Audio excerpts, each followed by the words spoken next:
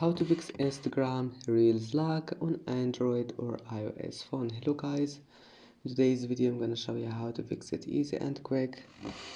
First go to Play Store or App Store, and here make sure your Instagram is updated. Maybe you'll find here update, then click on it and then your problem must be fixed.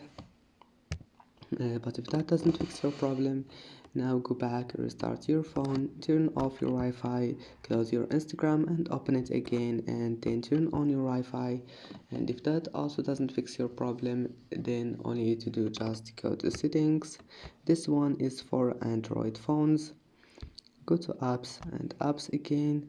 Type here Instagram, then click on it. Now go to storage, clear cache, and go to permissions, give it all of those permissions here, and then click for stop. I hope that can fix your problem, and see you in the next video.